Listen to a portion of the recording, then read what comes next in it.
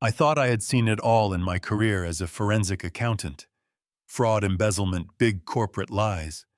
But nothing prepared me for the day my HOA president tried to break into my house, dropped a stolen police chief's badge at my feet, and set off a chain of events that flipped my whole life upside down. That single moment right there on my porch turned my quiet suburban dream into a story you'd expect out of a movie script only.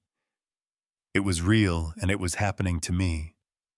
And the craziest part, the person she thought was her victim turned out to be the one person she should have never crossed.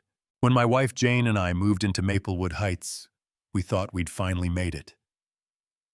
Neat little houses, white fences, quiet streets, the kind of place where your biggest concern should be which mower to buy. Jane had a new government job in the next county, something she kept vague: paperwork and administration, nothing flashy. I didn't pry because she seemed happy, and I was busy enough with my own work. We were settling in thinking this was our forever spot when Patricia Williams stormed into our lives. She wasn't just an HOA president. She was a one-woman army with a clipboard strutting around like a general. Perfectly styled hair, sharp suits, heels clicking like a metronome. She lived for control, and the moment she set her eyes on our place, I knew she had us in her crosshairs. One morning I catch her at my front door, fiddling with some so-called master key, claiming she had the right to inspect new residents. I stood behind the curtain, watching her jam that key into my lock, again and again, muttering, like I had broken some rule.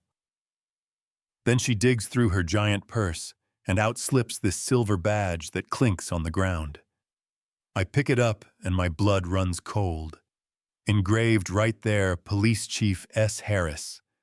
Heavy official, the real deal. Not some toy, not a prop. Patricia's face drains of color, and she snatches it back, practically shouting, "You can't tell anyone it's evidence for a case." Evidence? What kind of case requires an HOA president to walk around with a stolen police chief's badge? My gut told me this woman was hiding something huge. From that point on, Patricia went all in. She started building this crazy narrative about me and Jane. She took harmless things, me talking to a neighbor, grabbing coffee, doing my taxes, and twisted them into coded meetings and shady deals. She filled binders with fake timelines, fabricated transcripts, even forged documents that painted Jane and me as part of some corruption ring. She told neighbors I had bribed officials, that Jane's job gave me influence over zoning and contracts. And the worst part? People believed her. She had that false confidence that can sell a lie better than some folks can tell the truth. Now I track fraud for a living, and every instinct I had told me she was playing a dangerous game. So I started my own investigation.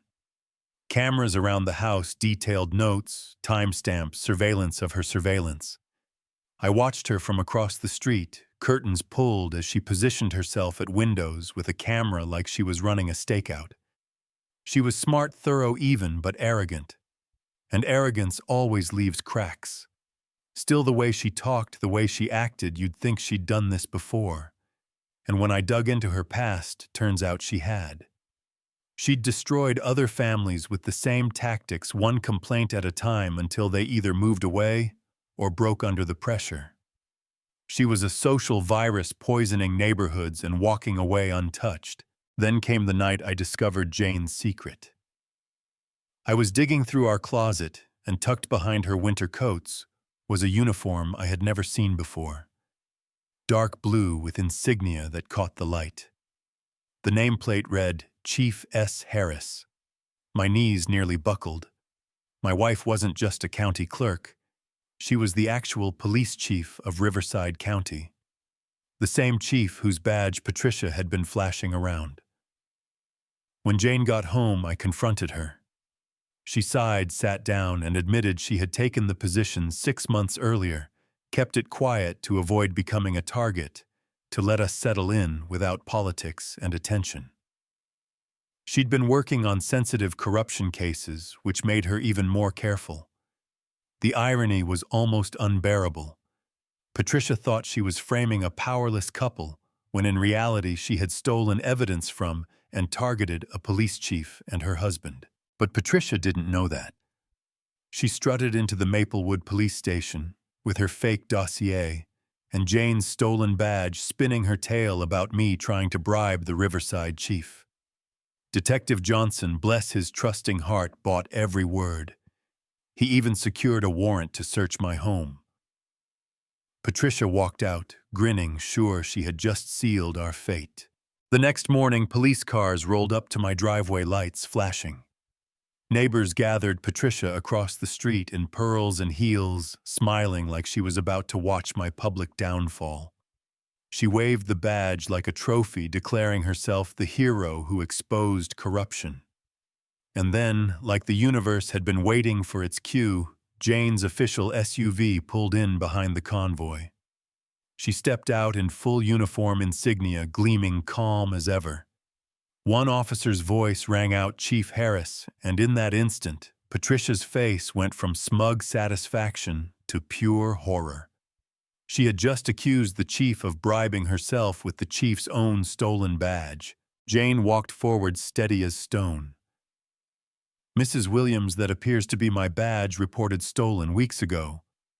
"How did you obtain it?" Patricia stammered.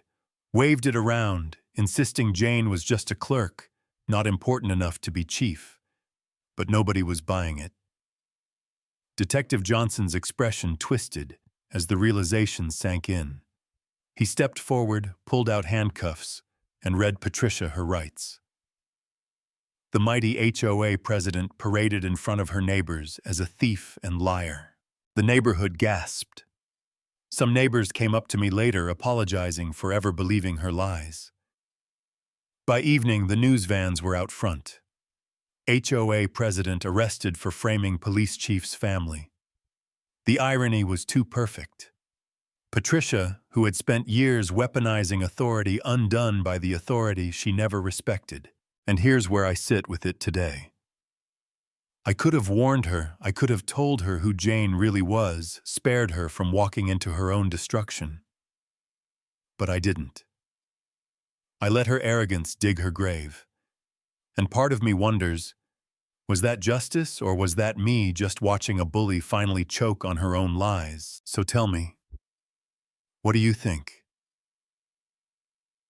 Did Patricia get exactly what she deserved? Or should I have stepped in before she went too far? Have you ever seen someone so obsessed with control that they destroyed themselves? Share your thoughts in the comments. Tell me if this was karma or cruelty. And if you've ever faced a neighbor like this, I want to hear your story. And hey, if you want more wild tales where justice shows up in ways you'd never expect, hit that like button and subscribe, because the next story is just as unbelievable.